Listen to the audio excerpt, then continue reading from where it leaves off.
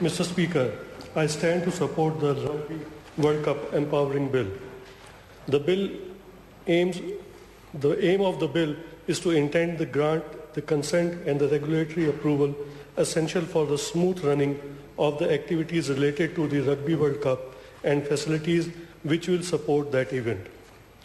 It is extremely important for New Zealand to host this event successfully and take all opportunities offered for such a large-scale event, which will in turn bring prosperity and opportunities to the businesses and chances to show the world that New Zealand can capably hold such successful events. Hosting an event on such a scale, which will see 85,000 overseas visitors and tens of thousands New Zealanders attending games and Rugby World Cup from different zones, bring a lot of challenges.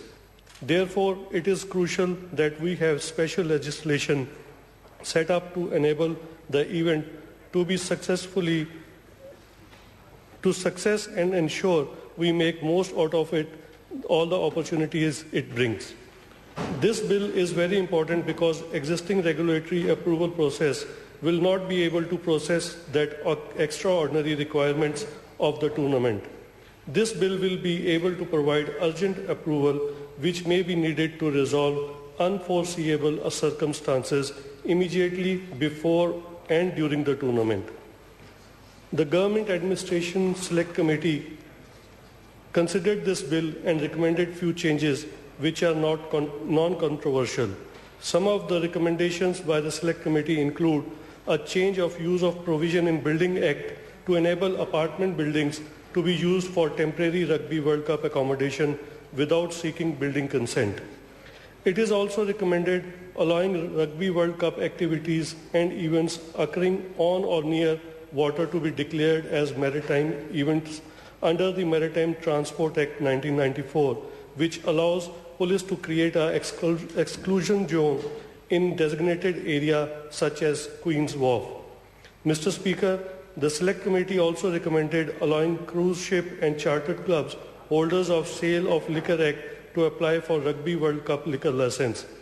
It is also worth mentioning that the grant of Rugby World Cup liquor license will not extend the hours during which existing gambling machines can be operated and also prevent an installation of such machines in newly licensed area. Appointments to the Rugby World Cup Authority are to be made by the Minister of Rugby World Cup after consulting with Minister of Environment, Minister of Justice and Minister of Economic Development. And this authority would operate on cost recovery basis by passing cost on to the applicants. The administrative secretarial support to the Rugby World Cup Authority will be provided by territorial authorities of each district in which an application is made. The ability to grant approvals by the Rugby World Cup Authority will expire on 31st October 2011. All approvals under this bill are temporary and will expire no later than 31st December 2011.